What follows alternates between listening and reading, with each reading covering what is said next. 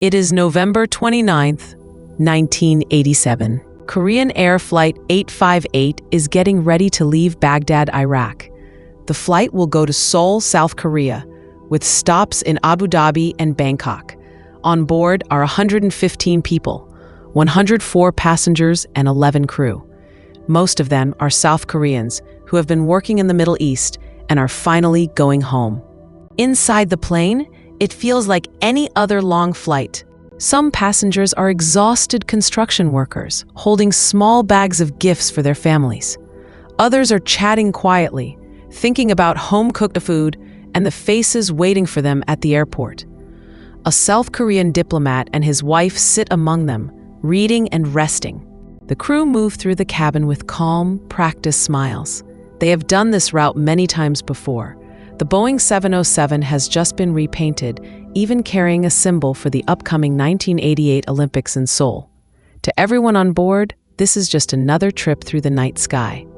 The plane takes off from Baghdad and later leaves Abu Dhabi, climbing to cruising altitude. From the ground, radar screens show a tiny blip moving steadily along its path. The pilots send a normal message. Everything is fine. They expect to arrive on time. There is no sign of trouble, no hint of panic. Then suddenly, the blip disappears. No mayday, no last words. Just silence over the Andaman Sea, near the coast of Burma, Myanmar. On the ground, families are already preparing to meet the flight in Seoul. Some are ironing clothes, checking arrival times, imagining emotional hugs at the airport. They do not know that Flight 858 will never appear in the arrivals list. News slowly begins to spread. A Korean airplane has gone missing near Burma. Maybe it crashed into the sea, maybe into the jungle. No one is sure. Early reports on radio and TV are confused. Some talk about bad weather. Others wonder about engine failure or a simple loss of contact. As hours pass with no survivors, no clear wreckage, and no distress call, the missing plane starts to feel less like an accident and more like a mystery. A normal flight, full of ordinary people going home, has simply vanished from the sky, leaving 115 families waiting for a door that will never open. At first, people think Korean Air Flight 858 has had a normal airplane accident. Maybe bad weather. Maybe engine trouble. A common explanation to calm a very uncomfortable truth. Planes sometimes fall. Search teams are sent out. The area is huge. Thick jungle, long coastline, and the dark water of the Andaman Sea near Burma, Myanmar. Slowly, piece by piece, signs of the missing aircraft begin to appear. Some wreckage is reported inland in Thailand, far from where the plane should have been, carried or scattered by the force of the breakup. The more experts look at the metal pieces, the less it looks like a soft, tragic crash. It looks like something violent happened inside the plane. Parts of the fuselage are twisted outward, as if pushed by a pressure blast. There is no long trail of wreckage that would match a slow descent. Instead, it looks like the aircraft broke apart suddenly, in mid-air. This is not what investigators expect from a normal mechanical failure. Then comes something even stranger. Among the debris, investigators find fragments that do not match normal aircraft parts. Pieces of what used to be a small transistor radio and traces of a liquor bottle. On their own, these objects are not suspicious. Passengers bring radios and bottles all the time. But these fragments are burned, broken, and twisted in a way that suggests they were part of an intense, focused explosion. When specialists test and examine the evidence, a pattern begins to appear. The damage looks like it came from a powerful explosive device, not from fuel tanks or engines. The idea that this was a tragic accident starts to fade. Quietly, in meeting rooms and late-night phone calls, investigators begin to use a different word: bomb.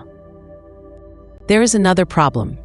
The flight data recorder and cockpit voice recorder, the black boxes that usually tell investigators what happened in the final minutes, are never recovered. Without them, the last sounds inside the cockpit, the last words of the pilots, are lost. The final radio message they sent was calm, They expected to arrive in Bangkok on time. There was no warning of what came next. So the picture that forms is chilling.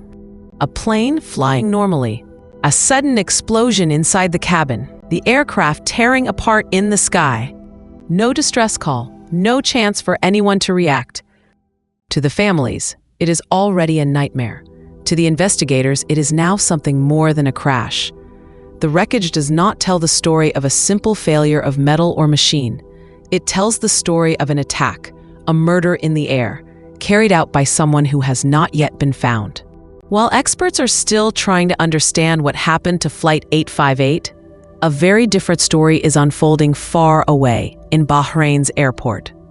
A middle-aged man and a young woman arrive there traveling together. Their passports say they are Japanese, a father and his daughter on a trip. At first glance, nothing seems unusual. They are quiet, calm, and well-dressed. But immigration officers in Bahrain notice small problems. The man and the woman do not speak Japanese very well. Their accents sound strange. Some simple questions confuse them. Their travel route also looks odd. It doesn't fully match the story they are telling. In many cases, such small doubts are ignored. People are waved through. But this time, the officers decide to look closer. They separate the two travelers and ask more questions. The stories begin to shake. Dates, cities, and details do not line up. The officers feel that something is very wrong, but they still do not know what. To them, it could be anything. Fake identities, smuggling, spying. What nobody in that room realizes yet is this. Just days earlier, Korean Air Flight 858 disappeared from the sky. And these two people have just come off a similar route. The officers keep the pair under observation while they check the passports more carefully. Bit by bit, it becomes clear that the documents are forged. The Japanese father and daughter are not who they say they are. In that moment, a simple immigration check turns into the first real crack in a huge international crime. Still, the full truth is not visible yet. The Bahrain authorities do not know they are holding two key members of a deadly plot. They only know they have caught two suspicious travelers with fake Japanese identities, and that this small, careful act of doubt will soon connect to the mystery of a vanished plane and 115 dead passengers. The questioning in Bahrain becomes more serious. The two Japanese travelers understand that the officers do not believe them. Their passports are fake. Their stories do not match. They are no longer just tourists with a small problem at immigration. They are suspects. For most people, this would mean fear, panic, maybe desperate excuses. For these two, it means something else. The mission is over, and they must not be caught alive. Both of them have been trained for this moment. Before leaving on the mission, they were given a brutal rule. If you are captured, you must die. You must take the secret with you. Hidden inside their belongings is their last escape. Cigarettes prepared with cyanide. They look like normal cigarettes, but inside the filter, there is a tiny ampule of poison. If they bite down hard and inhale, the cyanide will flood their body and stop their heart within minutes. While under guard, the older man and the young woman find a chance. They put the cigarettes to their lips. They bite. The glass ampules break. The poison mixes with the smoke. The man collapses quickly. His body reacts almost immediately. For him, the cyanide works as planned. He dies before he can be saved. The young woman also takes the poison, but something goes differently. Maybe she does not inhale as deeply. Maybe the dose is slightly less. Maybe help reaches her just in time. Whatever the reason, she does not die. She falls unconscious, but her heart keeps beating. Bahraini authorities rush her to a hospital. Doctors fight to keep her alive, not knowing yet who she really is or what she has done. All they see is a young woman, barely alive, poisoned by her own hand. The man's body lies still in the morgue. The woman lies silent in a hospital bed. One story is over. One story is still open. The suicide plan was supposed to erase both of them from the world, leaving only a destroyed plane and a mystery. Instead, it half fails. And that failure is what gives investigators their first living link to the murder of Flight 858. They don't know it yet, but the survivor will soon become the central figure of the entire case. The quiet young woman who tried to die rather than speak. A young woman who survives the cyanide is moved from Bahrain to South Korea. On December 15, 1987, she is flown to Seoul under heavy guard. Officially, she's just a key suspect linked to a missing plane. Unofficially, many in the government already fear she may be the living hand behind the deaths of 115 people. When she arrives, people expect to see a classic terrorist, a wild-eyed fanatic, or a hard, cruel face. Instead, they see someone who looks almost ordinary. She is 25 years old, small, pale, with calm, careful movements. In public photos from later years, she appears almost shy, like a quiet office worker or student, not like the image the world has of a mass killer. Reporters and officials are shocked that this young woman, who looks so normal, is suspected of blowing up a passenger plane. South Korean investigators begin to question her. At first, she sticks to a prepared story. She says she is not North Korean. She claims she is a Chinese orphan who grew up in Japan. She uses the Japanese name from her forged passport and speaks Japanese well enough to sound somewhat believable. But there are problems. Her accent is not quite right. Her background story is too thin, with many missing details. The investigators also have physical evidence.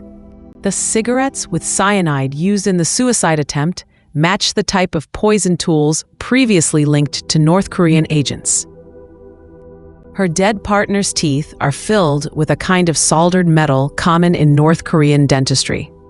Slowly, a new picture forms in the minds of the investigators. This young woman is very likely a North Korean spy, trained to lie, trained to die, and trained to stay silent. Outside the interrogation room, the story starts to spread in the media.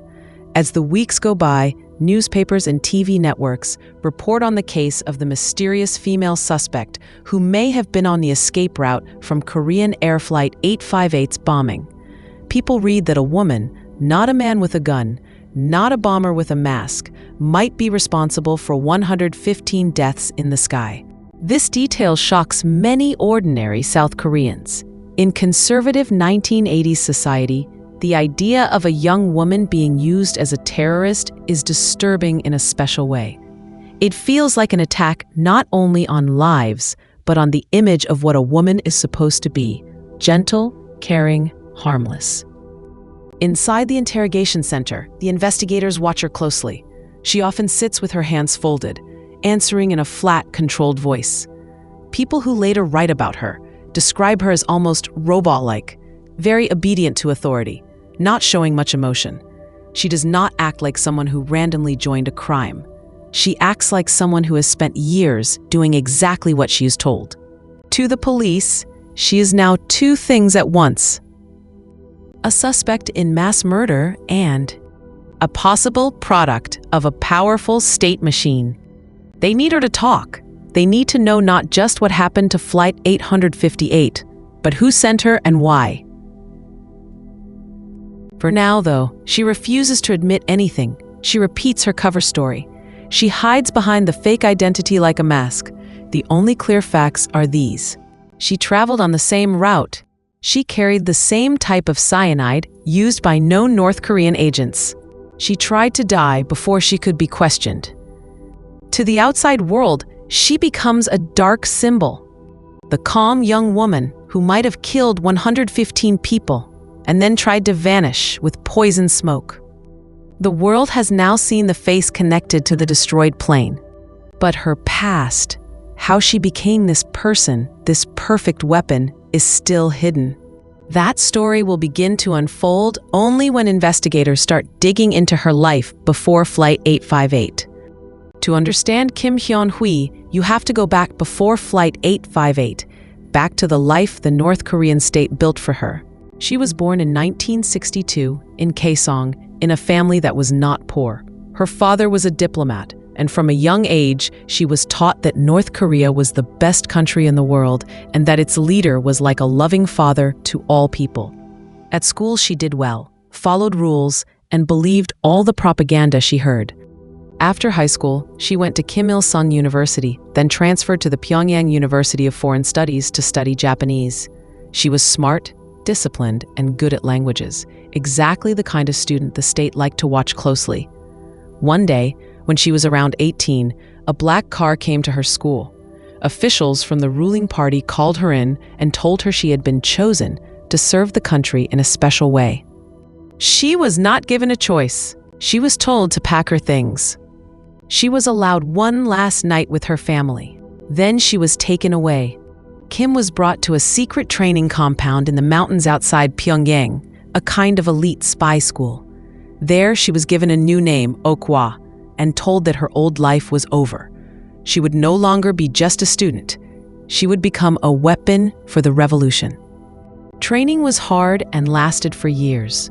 According to her own memoir and later interviews, she learned martial arts and physical fitness, running, climbing, fighting, weapons and explosives, how to plant bombs, how to destroy targets, languages, especially Japanese, so she could pretend to be a Japanese tourist, acting and behavior, how to smile, how to bow, how to dress and move like someone from another country.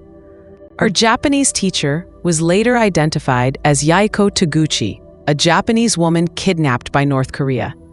This abducted woman was forced to teach Kim everyday Japanese manners, how to speak politely, how to order food, how to ride trains, how to blend in.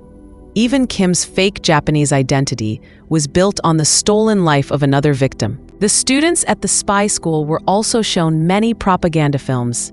They were told again and again that South Korea was poor, corrupt, and controlled by the United States.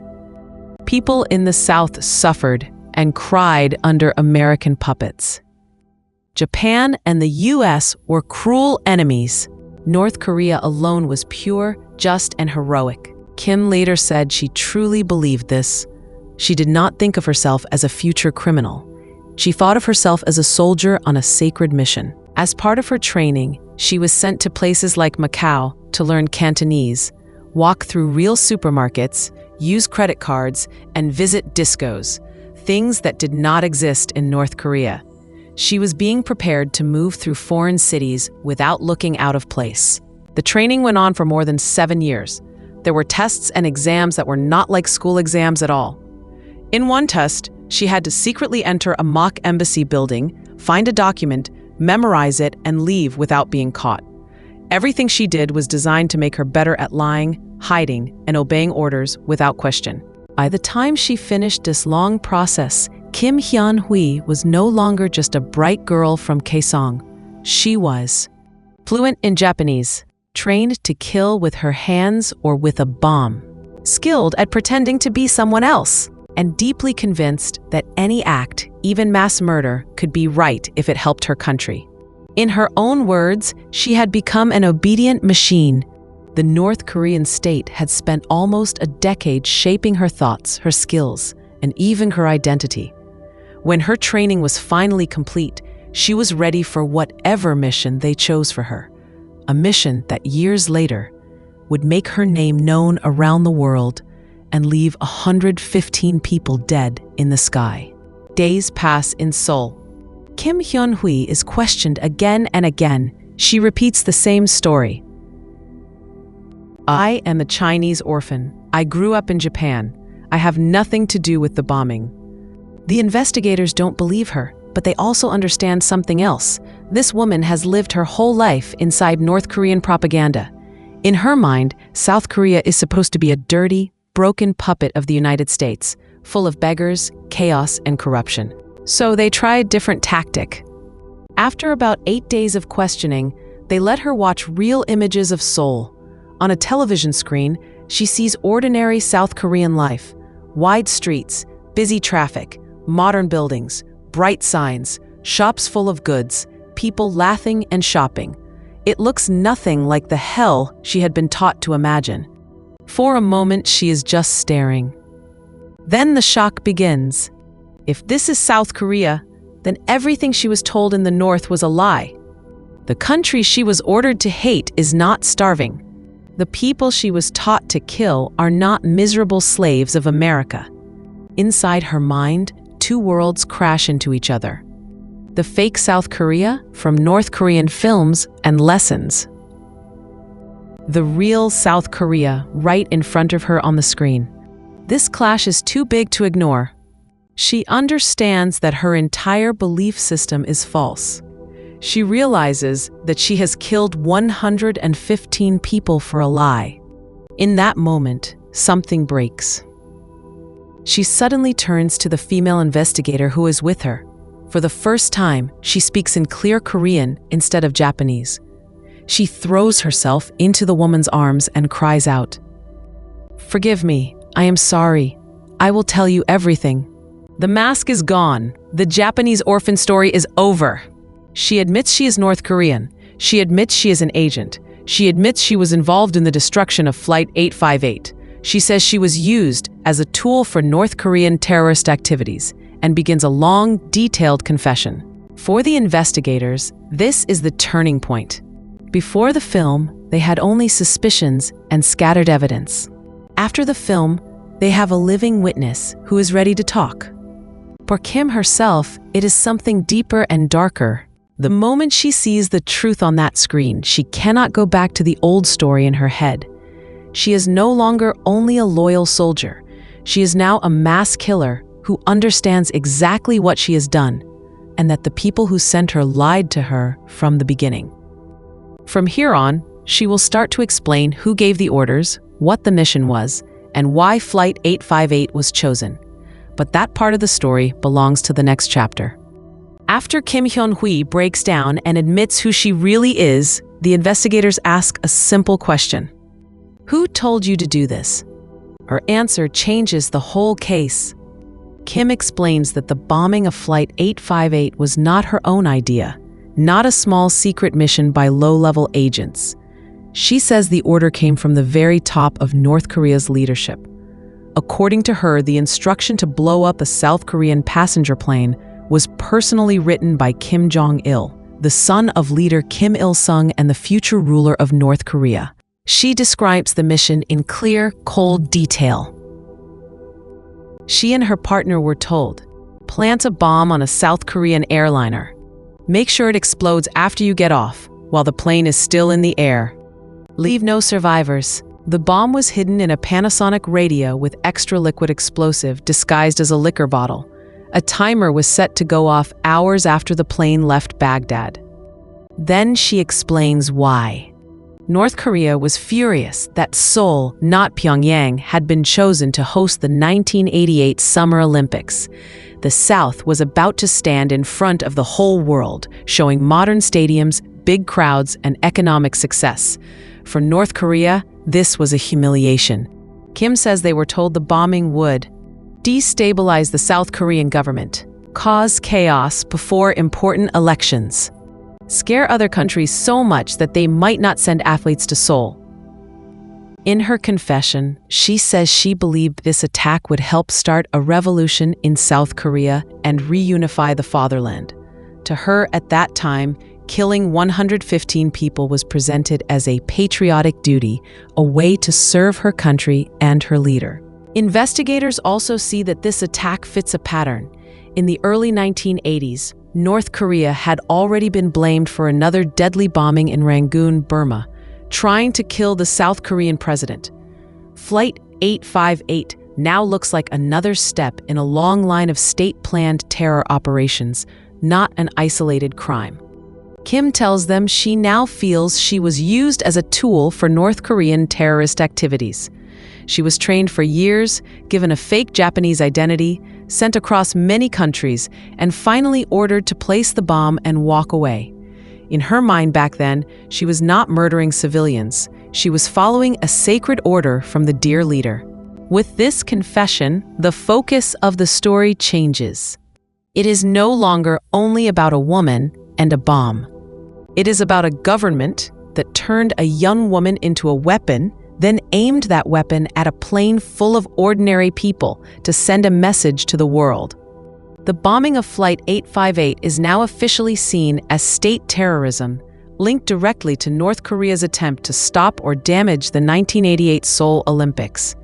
The investigators have what they wanted: a detailed explanation of who ordered the attack and why. What remains is to decide what should happen to the woman who carried out those orders, a question that will rise in the next part of the story. After her long confession, Kim Hyon-hui is put on trial in South Korea. She is charged with mass murder and destroying an aircraft. Everyone knows what the result will likely be. 115 people are dead. The public is angry, grieving, and afraid. In court, she repeats what she has already told investigators. She is a North Korean agent. She helped plant the bomb on Korean Air Flight 858.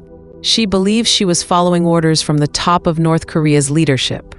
The judges listen, the families watch, hoping for justice. In the end, the sentence is exactly what people expect: death. For a while, the story seems simple. She killed 115 people, she will be executed. But behind the scenes, South Korean leaders are thinking about more than punishment. They are also thinking about politics, propaganda, and the image of their country in the world. Kim is not like a normal criminal. She was trained since her teens, cut off from normal life, and fed non-stop propaganda. She tried to kill herself with cyanide rather than be captured. Now she admits everything and says she regrets it. The South Korean government starts to see her in a double way.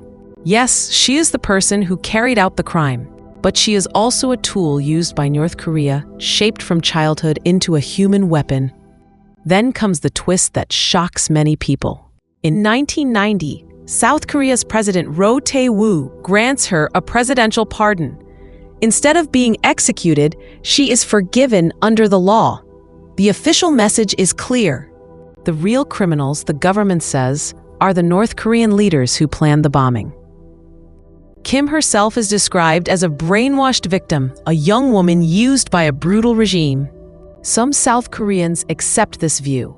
They look at her life story, taken as a teenager, trained for years, lied to about the outside world, and see someone who never truly had a free choice. They think killing her will not bring back the dead or stop North Korea. But others are deeply upset. To them, it feels wrong that the person directly involved in killing 115 people will not face the usual punishment. Families of the victims feel pain and confusion. They lost parents, children, brothers, and sisters, and now the bomber will live. So Kim becomes something strange in the public eye. To some, she is still a monster who helped murder an entire plane of innocent people. To others, she is also a victim, proof of how far North Korea will go to control a human life. Legally, the case closes with the pardon. Morally, it does not close at all. The woman once sentenced to die for a terror attack is now officially forgiven by the state she attacked.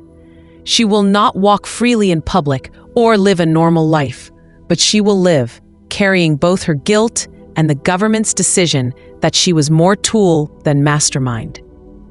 What happens to her after this, how she lives, what she writes, and how she talks about her past, belongs to the final chapter of the story.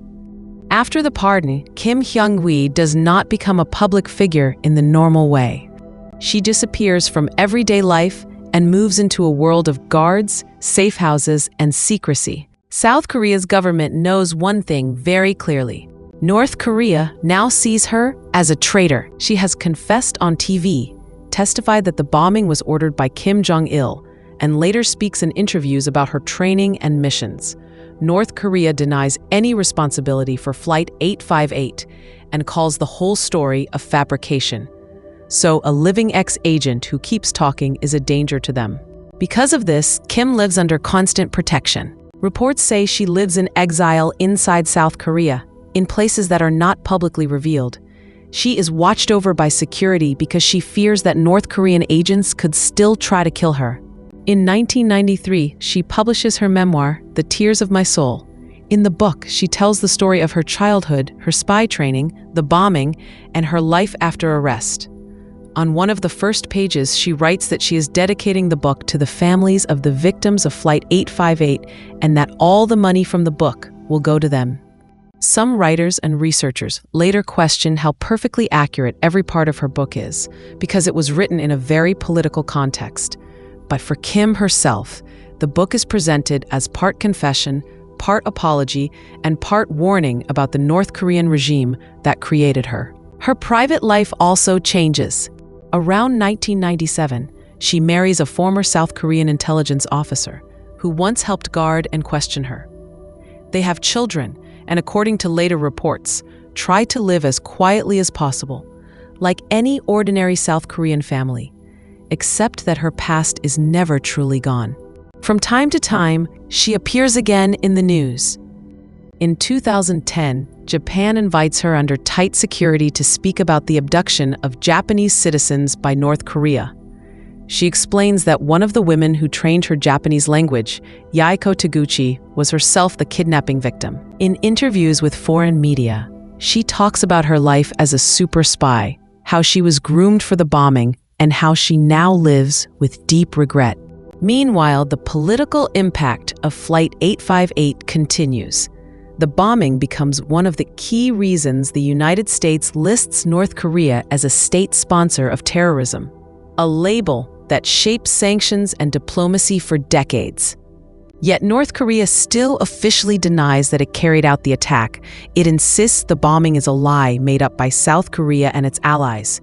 There is no apology, no official compensation, and no admission of guilt from Pyongyang. So Kim's position becomes very strange. To North Korea, she is a traitor who exposed their secrets. To South Korea, she is a pardoned terrorist and also a victim of brainwashing. To the families of the 115 dead, she is the living face of their loss, even if the state that trained her is blamed as the main criminal. In public comments, she has said many times that she feels deep guilt and that she deserves punishment for what she did. She says she will carry the weight of Flight 858 for the rest of my life, and that writing, speaking out, and warning others about North Korea are her small ways of trying to repay a debt that can never truly be repaid. Today, she is an older woman, living somewhere in South Korea, far from the young spy who once walked through foreign airports with a fake passport and a bomb plan in her head. She goes outside rarely and only with protection. Her neighbors, if they know who she is, mostly keep quiet. For them, she is just another middle-aged woman shopping for groceries. For history, she is the agent behind one of the Cold War's deadliest terror attacks. In the end, that is why she feels like a ghost in this story. She walks free, but she cannot be truly free. She lives, but she lives in hiding. She has a family, but also 115 dead behind her. The regime that built her still denies what it did. The plane is gone, the bodies are gone, but the woman who helped make it happen is still alive, moving quietly through a world that will never completely forget her name, or the night Flight 858 vanished from the sky.